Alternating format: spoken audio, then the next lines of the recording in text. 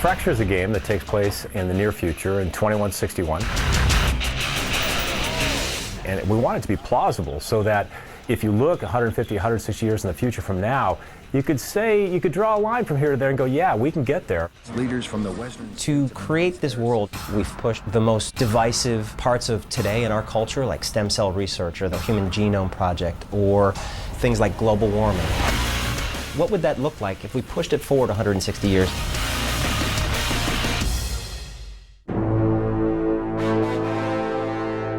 When we first started thinking about Fracture, we had this idea for terrain deformation. We thought that that was going to make an incredible combat experience. And you look at it and go, on that alone, I want to play this game. But what we're particularly proud of is the fact that You started this, but we didn't miss on the story. make your move. About 160 years in the future, humans have become a divided superhuman race. And because of all the catastrophes, the United States really isn't the United States anymore. There's kind of the East Coast, which is referred to as the Atlantic Alliance, and the West Coast, which we refer to as the Pacificans. There's two separate sides. They've embraced separate technologies. And so the country started taking two different paths of evolution. Shots fired. The Pacificans are genetic-based, where they're actually modifying their genetics to achieve their results, whether it be jump higher or run faster. And their genetics allow them to create a exosuit, which is kind of their shield, their protection. On the other hand, you have the Alliance, who are much more cybernetic. It's the combination of man and machine. It's the combination of bolting on the accoutrements that make them bigger and badder. There's kind of a flashpoint. Alliance strike team is go. And we take the player right to the shot fired that starts pretty much a world conflict that takes place on the United States soil.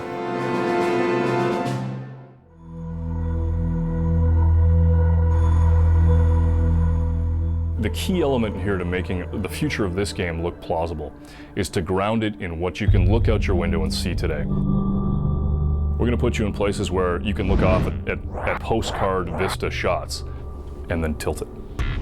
And then realize that it is completely war-torn, it is completely destroyed, it is not what you thought.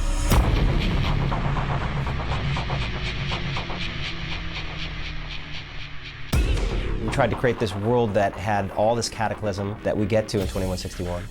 And we took all of that and we handed all of that to writers. We had our babies in our hands and we said, okay, here they are. We inherited something that had all the pieces, but it wasn't fully there yet. It wasn't fully formed. It needed some work and some nurturing and some love. After that moment, now you know what her voice is and what The writers that are primarily focusing on enriching our story and making sure the dialogue is tight. You know, we brought those guys in from Hollywood. These guys were pretty interesting. They had written for Jericho, and they'd done a host of very interesting things. And we're seeing that show up in the writing. I'm here to take you in, Nathan. Then you should have brought more men, Roy. For me, I'm a big gamer, and it was great to be in the room with a bunch of really smart people. Like those Day One guys are really smart because they'll pitch a whole thing, and then I get to be the guy who says, yeah, but is that fun? Because maybe if you did this, that might be more fun. And they all kind of look at each other like, who's this guy? And then after a second, they're like, oh wait, that kind of would be more fun. Maybe we can do that. Writing for a video game is different than writing a movie or a TV show because you have to be a lot more thorough.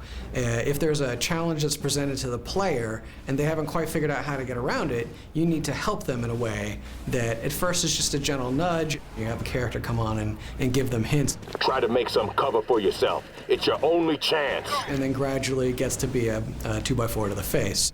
Use TD to lift the box and climb over the thing, stupid. I've lost them. So we created this world and different environments that we're going to fight in, and here's what it's done to our main characters.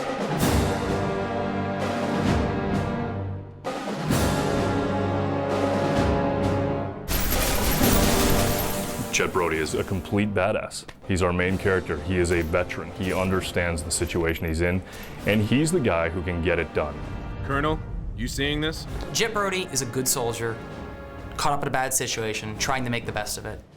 He's young and tough, and he's very driven by the idea of wanting the conflict to end. Lawrence is a compassionate hard ass.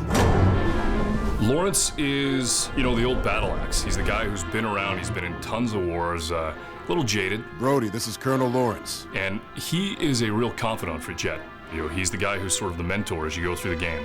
I'll be watching the feed from your ocular implant as you do recon. The relationship between Jet Brody and Colonel Lawrence is like a father-son relationship. Same old Lawrence, always looking over my shoulder. Get serious. And I really like Lawrence because he's good to Jet, but also he doesn't tolerate his crap. And if you're taking too long to do something, he's gonna get in your face about it.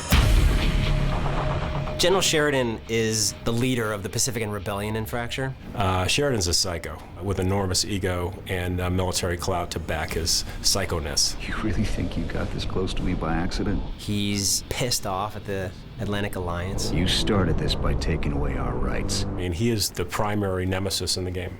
General Sheridan, He is so wrapped up in genetics and what genetics can possibly do and what it's done for him. Sheridan was the toughest because you really wanted to ride that fine line between bad guy and mustache-twirling villain. Mwahaha! You are mine, Jet Brody. But you can't do that. You've got to write a guy that you can relate to. Man, he's somewhere in my patrol sector. Don't shoot. Yeah, and Mariko definitely needed the most work. She needed to have a reason for being in the game other than just being saved. How are you in my head? Okay. So one of the things that we did was we gave Mariko some abilities to really tie her into the story, to make her a hero in her own right and not just a woman that needs to be saved. She also needed to be necessary for you to be able to beat the game. In the end, Jet can't succeed without Mariko.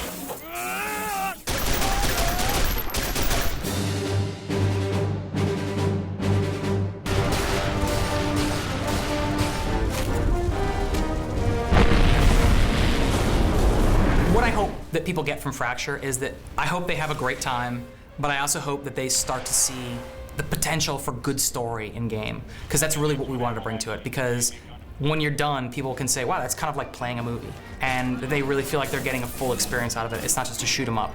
It's a whole realized world that they can be a part of.